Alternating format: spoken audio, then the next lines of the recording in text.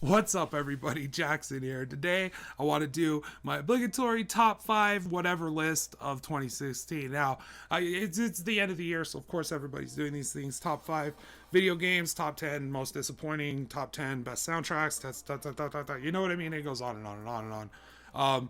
Personally, I don't feel like doing one that everyone's already done, since a lot of people's lists with top 5 games, top 10 games, whatever, so on, often mirrors my own. There's people who've already done it, so I don't want to throw anything unoriginal into the mix.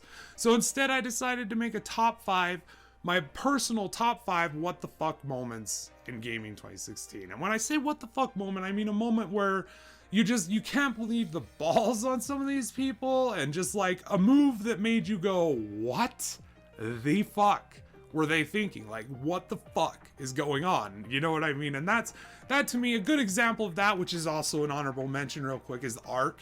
Like Ark, where they sold early access, but really they were building DLC, which they then in turn sold to the people who had already paid for the early access program. And that sort of thing, that's not going to be on my list. It's an honorable mention, but personally it didn't affect me. I didn't purchase into it, but I could definitely see how some people would view that as a what the fuck moment.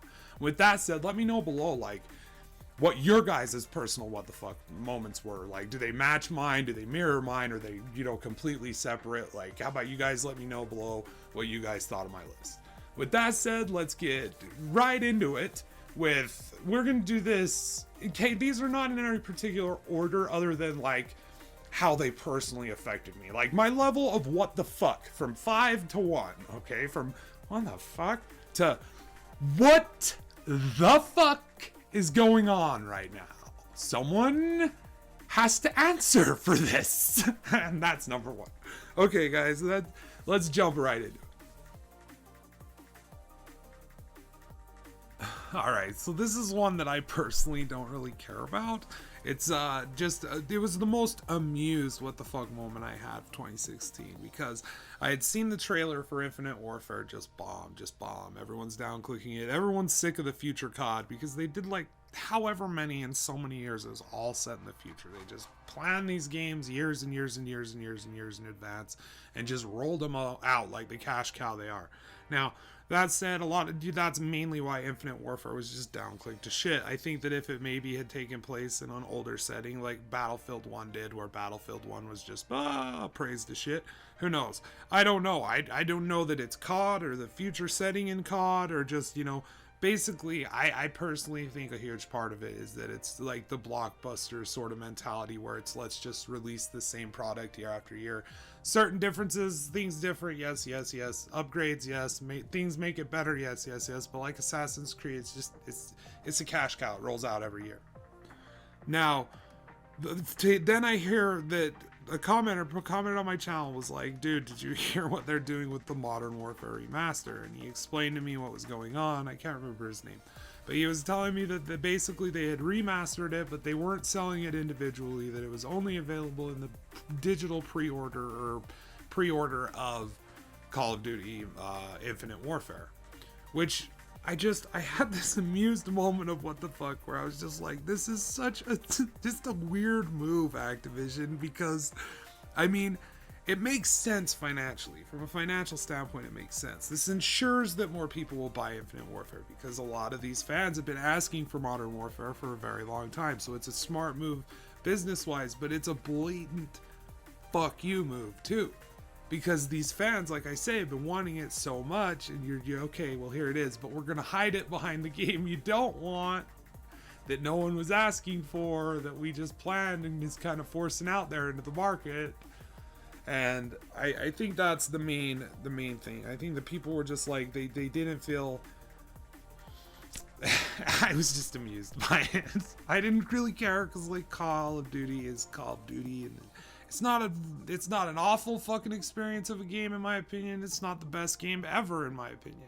And honestly, me personally, as someone who's only played like a few of them severally casually, and only a couple, not even a couple, I'd say one, to the point where you could consider it, like overtime on a game. The experience feels a lot the same in Call of Duty games. That's how I feel. And I found it funny that they just did such a blatant fuck you move to the fans of this franchise that's already on thin ice, because they know it's on thin ice, and that's how they want to sell, you know, the new stuff, because you got to get that money, got to get that lolly, Activision. Anyway, let's move on to number 4. So this one I found to be very annoying and frustrating of a thing for Sony to do, and it, coupled with some other things that they had done, like recently upping the PlayStation Plus, you know, subscription fee, that to me personally didn't affect me to the point where I even gave a shit, because I have a PS3 and a PS4, so I always have at least one game that I personally enjoy, like at least one game that I personally enjoy playing, sometimes a couple. So for me, I didn't, you know, but I definitely could understand some people's sides of things, because my taste isn't everyone's. And there's games like Battleborn that if you buy, you cannot play. Like, you cannot play Battleborn on the PlayStation 4 if you don't have PlayStation Plus. So I could definitely see people's sides, you know, the side of things. And honestly, I felt like it worked out, because I felt like they gave us a lot better games towards the tail end of the year, and now garbage in January. But whatever, that's neither here nor there. But when I found out that they were blocking mod support for Fallout 4 and Skyrim, I didn't really care about Skyrim, because personally I wasn't really going to play it. But I cared about Fallout 4, because that was something that I was very interested in. That's something that could add some value to my playthrough, especially considering I had to play that game since it broke on me. I had to play that game kind of off the cuff, sandbox style anyway, so mods would be cool with that. So I was very angry about this. Later I found out from a regular commenter, Malfisto Chikal, I apologize if I did not say your name right, bro. My apologies.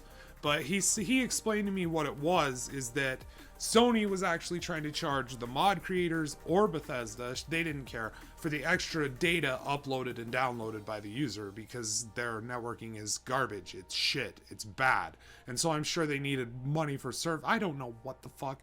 Maybe it's just that, I feel like it was just them kind of displaying. Sony is beginning to display, not all of Sony, not the whole company, but there's certain aspects of Sony that are definitely starting to display this kind of like arrogance, because they know they've won. They've outsold the Xbox. You know what I mean? They've got more clout, and I feel like there's this arrogance that goes into it. I feel it with like the exclusives, especially in-game exclusives, which are just bullshit. I mean, if you're gonna commit to an exclusive, commit to an exclusive. Don't just give out certain parts of your game to one fucking console. That shit always bothered me. Like with the Batman Arkham fucking Origins, maybe it was, or maybe it was Arkham Knight. I don't know. Either way, I know that in both of those cases, they had like different pre-order like characters to play.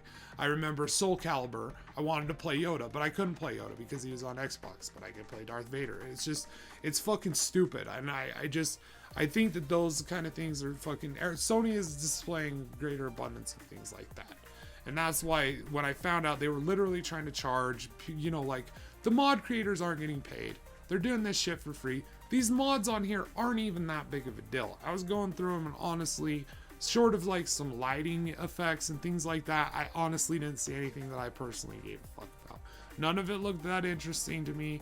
You know, the things that looked interesting, like ambient lighting or fucking things that add more overgrowth and such, things like that were interesting to me. But if you activate them, it instantly turns off trophies. So I was like, and then I just started playing. I had a hard time getting into it. Either way, for them to block these sorts of mods, like, and make people pay for these sorts of mods, like, they're already limited, you know, because it's the console. They're already having to go out of their way to make it work for the console version. It's like, just really? And then they're like, you're gonna have to pay for it? Dumb. Fucking dumb move, Sony. Dumb. Alright, let's get on to number 3.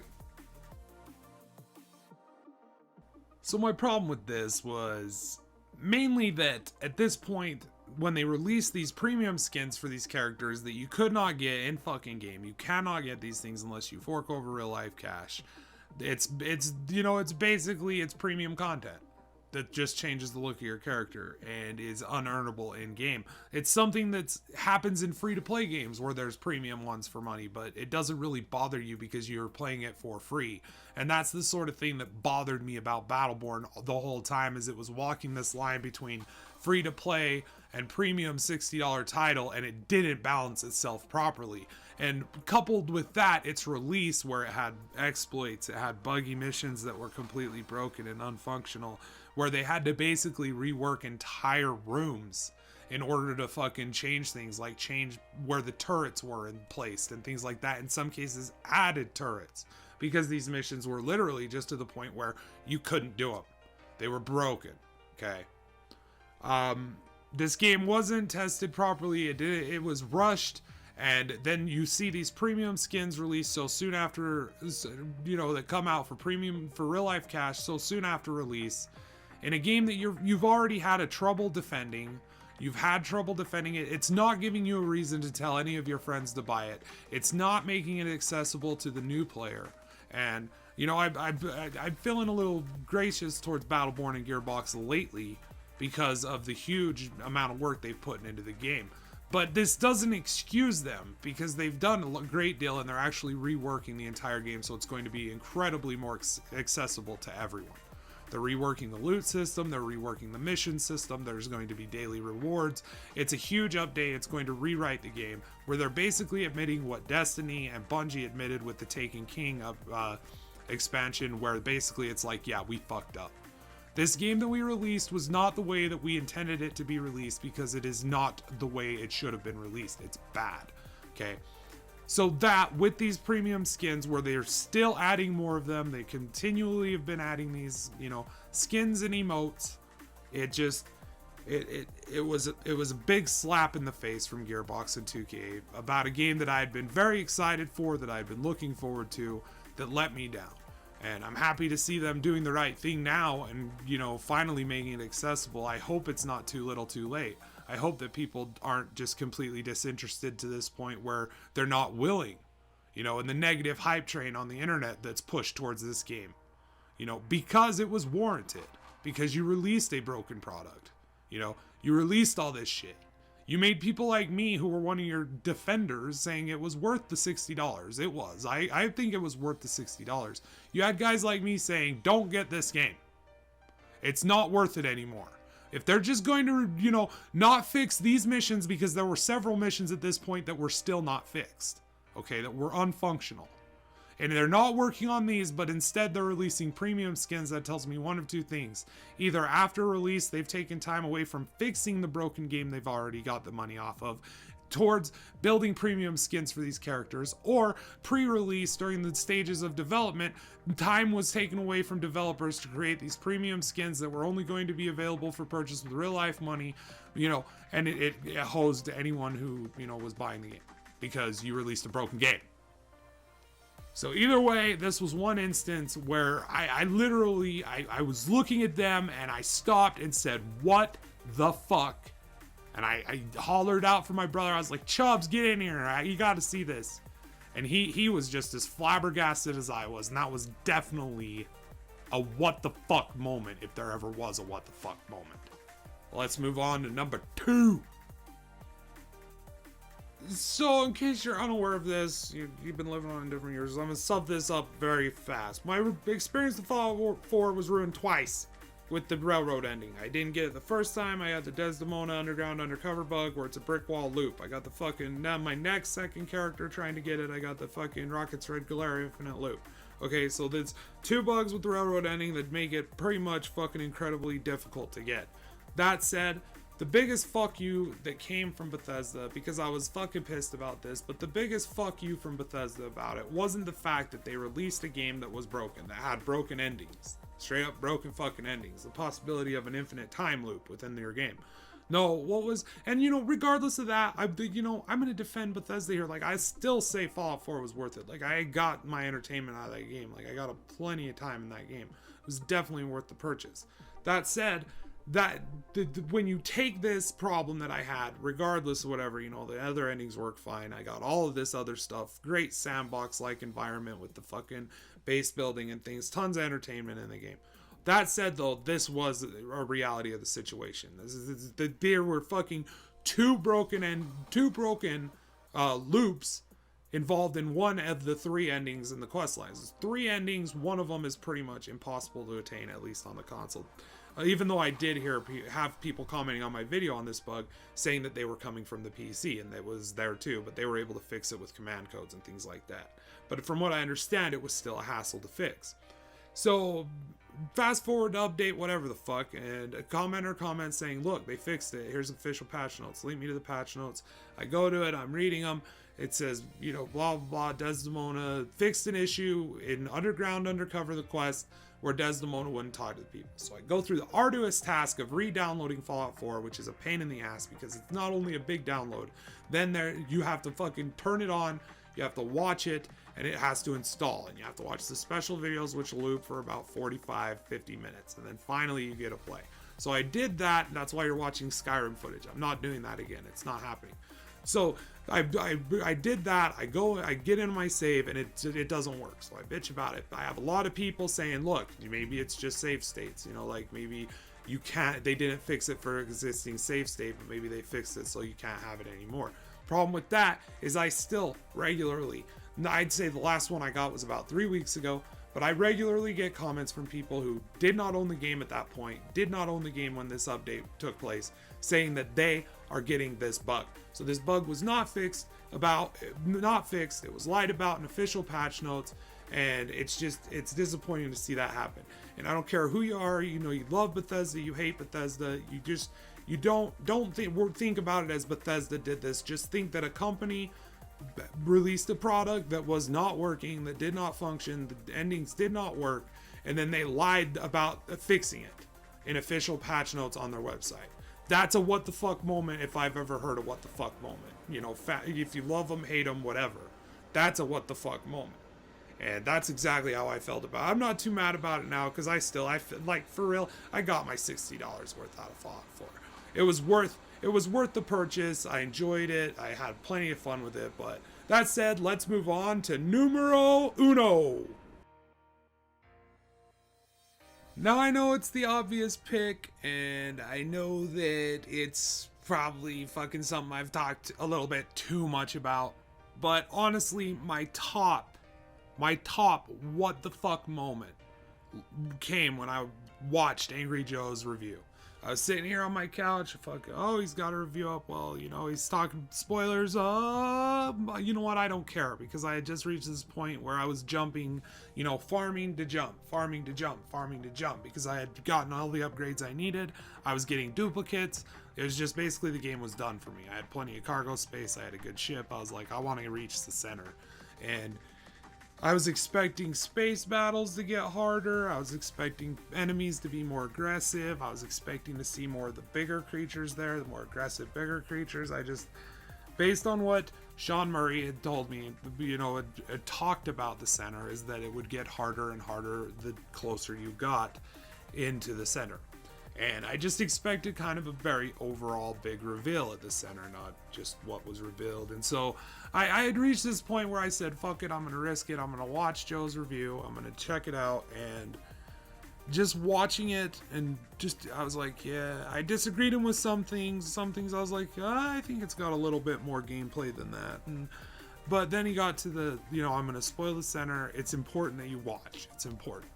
And I just watched it. And I literally had this holy shit, what the fuck moment where I just couldn't believe that this game was so hollow, and I began thinking about all the monotonous gameplay I'd been going through that had lost its appeal a long time ago, only to find out that it was all pointless. That once you reach the center, you are kicked back out to the very outer edge, and everything that you've worked the entire game to accumulate is broken for you to have to fix again after restarting. And so that to me, definitely number one, what the fuck moment was when I watched Joe's review of fucking No Man's Sky and got the center spoiled.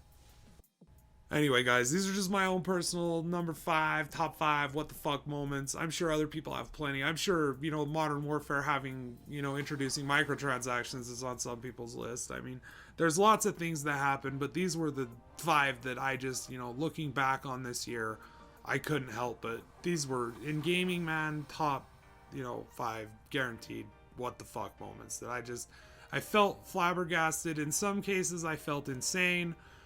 In some cases, I felt insulted by the way things were being, portrayed and such. And I just felt like I was living in a fucking fantasy land where this sort of shit is just so common that I could literally make a list. And I had left the shit off. There's stuff I didn't talk about that was fucked up. So, I don't know. Just tons and tons and tons of just what the fuck moments. And I mean, I'm just curious, is it going to be better this year? Is it going to be worse? I would have to say 2016 was a worse year in gaming than 2015. I'd have to say it was worse. So, I mean, are we just going to continually decline and get blockbuster formula with fucking riddled with microtransactions and premium content? Just, I don't know. Let me know below what you guys thought of this. Let me know. Just let me know. I'd like to hear your guys' what the fuck moments below. And thanks for watching, man. And I'm going to continue to do what I do this next year, which is just random fucking trails, man, that I go on. And I'll cobble together a video on it, and I'll deliver it to you guys. And that's my resolution, man, is to just keep fucking doing what I've been doing. Because, god damn it, I like doing it. I love you guys. Take care. Until next time, keep being awesome. Because I know y'all are. If you stayed this long, you're fucking awesome. Because I don't deal with fucking assholes. Assholes won't stay this long into a video. So, you're fucking awesome. I love you. Thanks for hanging out. Thanks for staying. And until next time, keep being awesome. Stay safe. And fuck yeah. All day. Everybody. Wang Chung tonight. Oh, Wang Chung. Happy fucking New Year. Happy New Year, everybody.